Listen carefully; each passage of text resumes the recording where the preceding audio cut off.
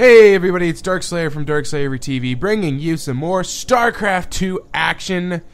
And today, we have no other than...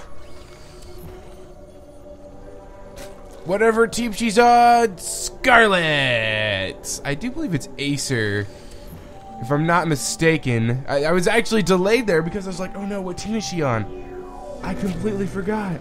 But yes, I do believe it's Acer. And down here, spawning at the bottom right of Ohana, we have Prime's Creator, also known as CreatorPrime. The Prime team actually makes their team name at the end of their name, which makes really creative names like CreatorPrime. I always just thought that was his name, or Marine King Prime. I just thought that was his name, but no, his name is Marine King, and he's on the team Prime. Now, this might not be a surprise to a lot of you, but to me, this is actually pretty big news. Or not pretty big news, like I'm not like blown away in my chair right now, but I had no idea till here recently whenever I went to record this. But we do have a pylon on the load ground for Prime, so big surprise, we are going to be seeing a Forge Fast expand from CreatorPrime. And this is actually from the Blizzard World Championship Qualifiers. So I'm not sure if a lot of people have seen this yet. I don't know if there was somebody casting these games, but it is a game between Scarlett and Creator, so this should be a really, really interesting matchup. Scarlett being the Zerg Queen, as some like to say. But don't ever count CreatorPrime out, as he is Korean, and as we all know, that basically means you're really, really good. Is that considered racist? I'm not 100% sure if that's considered racist or not. However, it's true, so what? But CreatorPrime actually getting a little bit ballsy here and going Nexus first. He did scout that the spawning pool isn't finished yet, so maybe it's not crazy ballsy, but that forge is going to be delayed, which means the cannon will come down a little bit later, and Scarlett's actually going to see that, and these lings might actually make it to his base in time. So he might be able to get some good scouting information, maybe even a probe kill or two. Natural is down here for Scarlett. And being on Ohana, it wouldn't surprise me if we did see some kind of Immortal Century all-in come from CreatorPrime. And the only reason I say that is because Ohana is such a small map, and the Immortal Century all-in is so good, which actually goes on to win the Blizzard World Champion Qualifiers. Spoiler alert. And who won that? Was it Prime? No, it wasn't Prime. I don't remember. All I remember is he won with an Immortal Century Lane, and this probe needs to hurry up and pull back and put out a pylon, and it does, but it's going to have to be sacrificed to the Zergling gods. No, it might actually get away here. And the lings do catch. It does go down. However, excellent pylon placement. We'll keep these lings outside the base.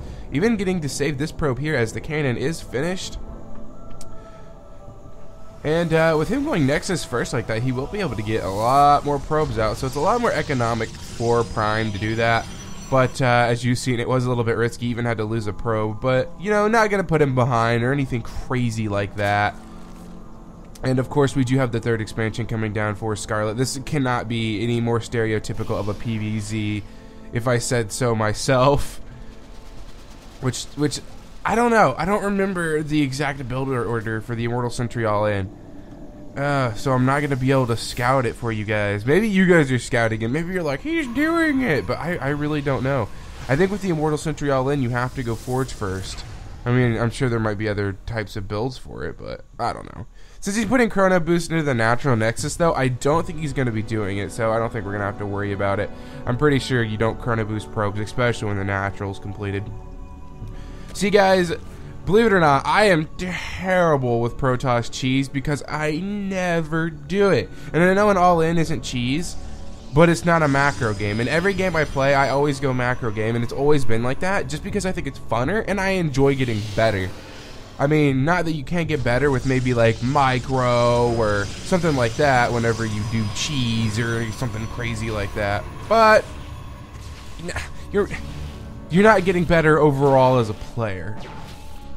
This Overlord is going to go down here for Scarlett, so it will supply block her for a short amount of time, but it shouldn't be too big. Actually, it will be kind of big. She's going to be blocked for a while. She had no Overlords on the way, so she will be blocked for a good 25 seconds. So a small win there for Prime. But Scarlett is ahead in supply, but it is all drones. If we look at the units tab, she only has 5 lings on the field and 3 queens. The rest are all drones, which shouldn't be a giant surprise. Even going to go ahead and get this roach warren. So what we're going to be seeing from Scarlett is probably a very roach heavy build, so she could tech up, get those infestors out, get those broodlords out, and just really massacre the Protoss army. And it's all going to come down to a vortex if this game goes on for the full length of time for those broodlords to get out. So Link's coming out over here. They're going to try to go ahead and surround this Zealot, which they will, but some extra micro there from Creator will keep that Zealot alive for a very long time. And he's even going to stutter step the Stalker, but he needs to be careful because Speed could finish at any time. If we look at the production tab, it's not. But Prime doesn't know that. Or, wow, I'm calling him Prime. Creator doesn't know that. Let me go to the units tab. I'm interested. How many drones does Scarlett have? She's up to 62 drones right now to 50 probes. This is exactly why you see Creator sending these first few units into Scarlett's base. He wants to force unit production, and as you can see, we've got 5 roaches being made and 6 more lings. As Scarlett is forced to do this because the Stalker is denying all the creep spread and actually managed to kill off, let's see, 8 Zerglings right there. And holy crap, am I seeing this with my own eyes? How many? That's a lot of sentries, and we are chrono boosting into the Immortal. However, if he puts down a 3rd, which he could be faking. He could be faking because the Overlord is there. Let's see what happens. If this Overlord dies, Prime could cancel it. Is he going to cancel? Because if he cancels, that would be the ultimate, like, game right there. But these lings are going to try to come up here and get up the ramp. However, units are in place. It doesn't look like he's going to cancel, so we aren't going to be seeing an Immortal Sentry all in. But I was getting excited there. I kind of hyped myself up that he was going to go super meta game and build the 3rd and try to get away with that. And this Roach Sling army isn't really going to do much. Nice force fields are going to pick off 2 of these roaches. Good force fields there from Creator. And look at that, 10-minute mark. Scarlett is taking a 4th. She is not playing.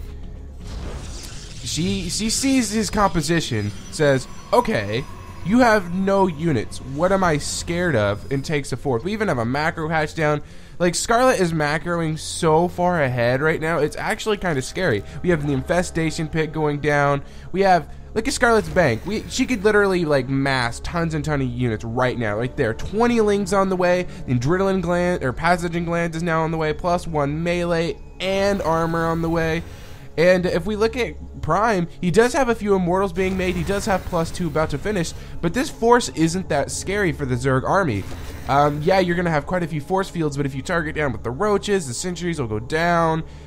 Suggested they're out of position. This is all theoretical, but I mean, I feel like Scarlett could stop this, and she knows it. So she's just going to sit back, macro up, get a big enough army that says, hey, if you push forward, this will be able to hold long enough for me to build tons and tons of units, and then I'm just going to kill you because you can't do anything right now. I'm fully aware of it, and I'm not scared.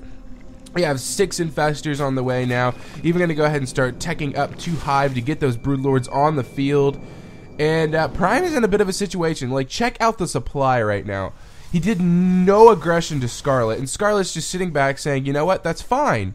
If you're not going to aggress me, I'm going to expand, take over the entire map. I'm already on 4 saturated bases, and there's nothing you can do about it. Prime is just being way too passive right now, and Scarlett's going to take full advantage of it. Yeah, he's getting +3 melee, thermal lance, and colossi, but if we start getting big broodlords on the field and festers, it's going to be very difficult for Prime to kill, especially if he doesn't get a mothership out. And this early in the game, you're never thinking, okay, I should probably get a mothership. Like, that just doesn't happen. And the Hive is almost finished, and Scarlett's saying, I've got too many drones. I'm just going to build up spine crawlers. If you decide to push, I'll back up, and I'll go to the spine crawlers. Prime going to go ahead and start taking out these rock cells, maybe thinking about taking that 4th expand. And Scarlett going to come in here, see what he can see, the positioning of the army, just try to get some scouting info on the composition. This Zealot actually going to move up here to check for Scarlett's 5th, excuse me, but it won't see it. Of course, you could assume there isn't a 4th, but I don't think Prime's dumb enough to assume. Assuming just makes an ass out of you and me. And Prime, here we go. He is going to go ahead and push out with this one Colossus. He has 6 more gates on the way, just about to finish up. So this could be a pretty strong push here from Prime. With some good force fields in micro, he might be able to push down Scarlett. But with the bank Scarlett has, which she just spent it on 8 Corruptors, as she does have the army to delay this long enough to get Broodlords out, as she is maxed as well, so she might actually have to kill some units off. The Greater Spire is about halfway finished, and here we go. A nice round with the links. The force fields were a bit delayed. It's going to do tons of damage to Creator's army. Nice fungals. Infested Terrans are going down. The force fields are nice, but wasn't enough. The infested Terran are even annihilating through the rest of those zealots. Prime's army has shrunk to a very small number, and look at Scarlett already at 174, 200 supply, 12 roaches, 12 lings on the way. And these sentries are almost out of energy. We only have 2 sentries with quite a bit of energy left. He is morphing in Archons, however, so that's going to be really helpful to him. However, these Colossi are a bit out of position, and the Corruptors are going to move in to engage. One Colossi does go down, and the other falls just as rapid. The Roaches are going to go ahead and start taking out all of these Zealots as they are fungal growth, and there's going to be nothing left to force field this army. There is a little bit of energy, so force fields are going down, however, with these infested Terran and Roaches. Will Scarlett be able to hold right here? Prime is in a bit of a position, even using Scarlett, even using Corrupt on those Immortals, so those Immortals are going to be taking tons and tons of damage. An aggressive blink forward by Prime there to move in to engage these Spine Crawlers, even turning the Warp Prism into a pylon to get more and more units warped in. I don't know if Scarlett's going to be able to hold right here, as she does have 4 Broodlords on the way. That Infestor did pop, and Scarlett's in a bit of a position. We're trying to run her Lings around, keep them alive as long as possible as these Broodlords do start to morph in. However, the Stalkers do see them, and a couple of these Broodlords are going to be picked off before they're even made. They do finally finish, but the Stalkers are one-shotting those Broodlords, in Prime winning this game very convincingly. A very, very nice push there by Prime. I was giving him all kinds of crap all game, which is completely not what casters are supposed to do.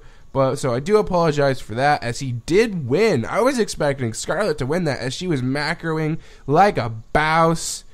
I mean, that push there by Protoss was really, really good. Force fields were perfectly nailed. Well, not perfectly, but they were really, really good. And if we look at the upgrades, they had +3 and 1 and 2 just finished for the Zerg, so they were packing a punch there. And that was a very aggressive, or not very aggressive, very passive game from each player. And Darkslayer, signing out.